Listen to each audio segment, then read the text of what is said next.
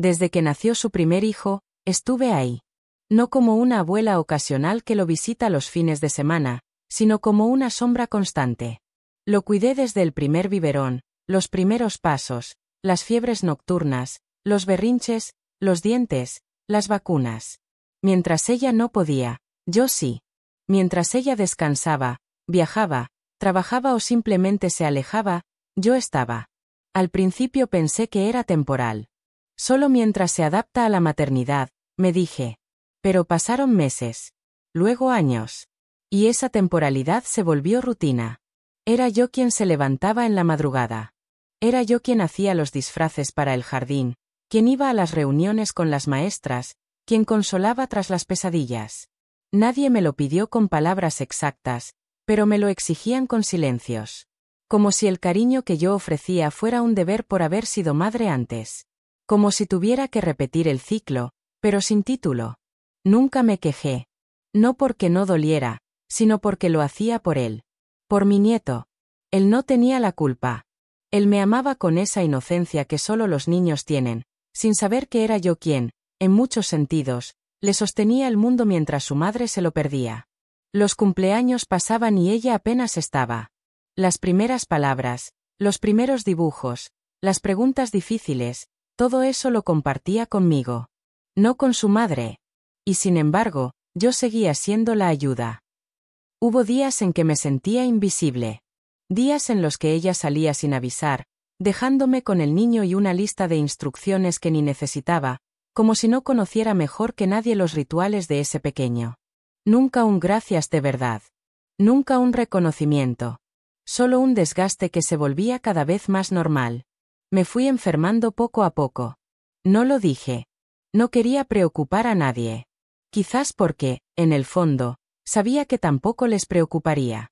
Empecé a sentir mareos, agotamiento, una presión en el pecho que no podía ignorar.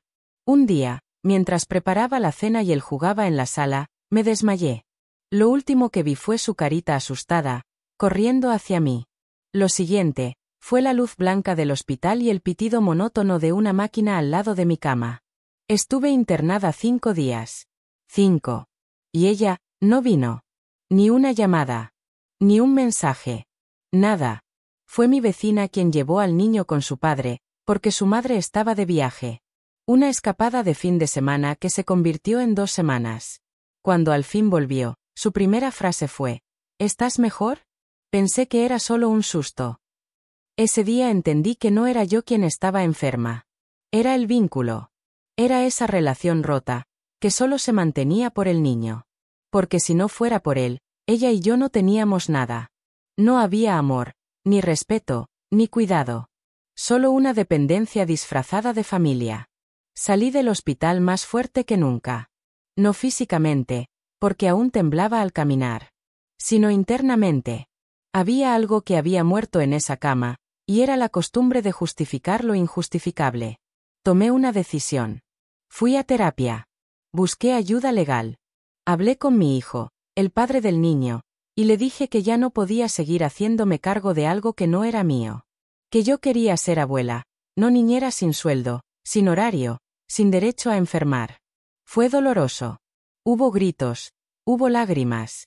Ella me llamó egoísta. Me dijo que la había dejado sola. Que le arruiné la vida. Pero ya no escuchaba desde el mismo lugar. Pasaron meses. El niño me seguía visitando, pero ahora por amor, no por necesidad. Jugábamos, horneábamos galletas, me contaba sobre el colegio. Supe que estaba bien. Que él, a pesar de todo, iba a estar bien. Y yo también. Volví a mis libros, a mis plantas, a mi café tranquilo sin horarios. Volví a tejer, a escribir. Volví a ser yo. Me atreví a viajar por primera vez en muchos años. Visité un pequeño pueblo en la costa donde solía vacacionar con mi esposo antes de que él muriera. Caminé por la playa descalza. Sentí el sol en la cara sin culpa. Me reí con desconocidos. Dormí sin poner una alarma. Viví. Allí conocí a otras mujeres como yo. Viudas, abuelas, mujeres invisibilizadas que habían dado todo y recibieron poco. Hablamos por horas. Compartimos dolores, pero también esperanza. Me sentí menos sola. Me sentí parte de algo. Regresé renovada. Con nuevas amigas, nuevas costumbres. Comencé un pequeño club de lectura en mi barrio. Ofrecí talleres de tejido. Incluso empecé un blog donde escribía sobre mi experiencia. Nunca imaginé que tantas mujeres se sentirían reflejadas. Una de ellas me escribió: gracias por poner en palabras lo que tantas callamos. Me diste valor para poner límites sin culpa. Ese mensaje lo guardé. Lo imprimí. Lo tengo junto a la redacción de mi nieto, enmarcado sobre mi escritorio. Porque esos dos textos me recordaron lo mismo, que cuidar no debe significar desaparecer. Un día, mi nieto me preguntó: ¿por qué ya no vives con nosotros? Lo miré con ternura y le dije: porque también merezco mi propio espacio para crecer. Y eso no significa que te quiera menos, significa que también me quiero a mí. Sonrió. Lo entendió.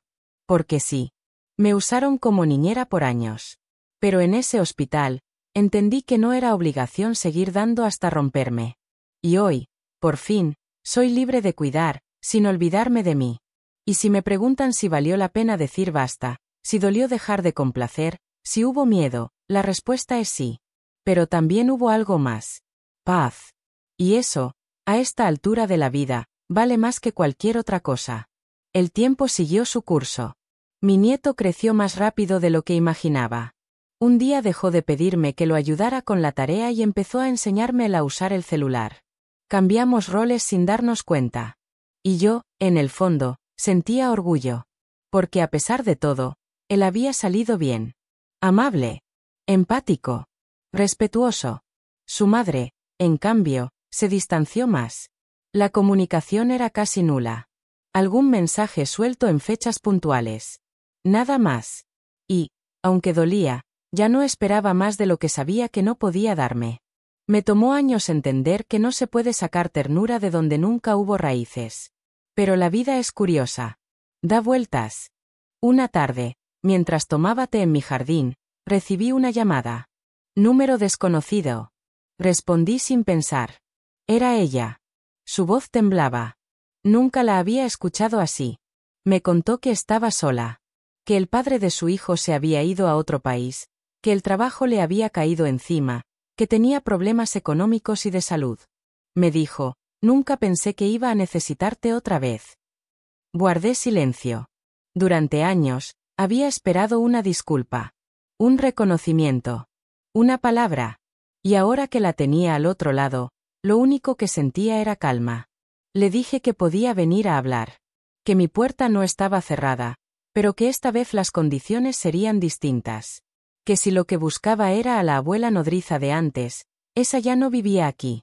Que ahora encontraría a una mujer con límites, con amor propio, con tiempo para sí misma. Ella aceptó venir. Llegó una mañana con el rostro apagado, más flaca, más frágil. Se sentó en mi cocina como si no supiera dónde apoyar las manos. Le ofrecí té. Y silencio. Fue ella quien empezó a hablar. Me dijo que había sido injusta. Que nunca me agradeció. Que siempre supo que sin mí, su hijo no habría tenido infancia.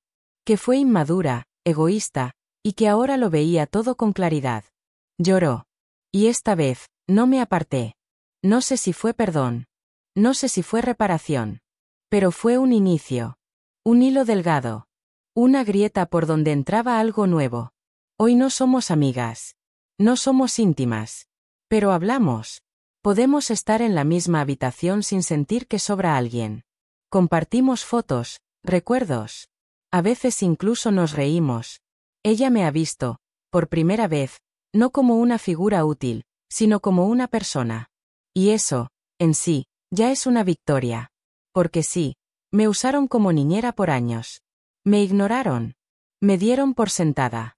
Pero también aprendí a salir de ahí con la frente en alto, a construir un refugio propio, y a demostrar que cuidar no es cederse entera.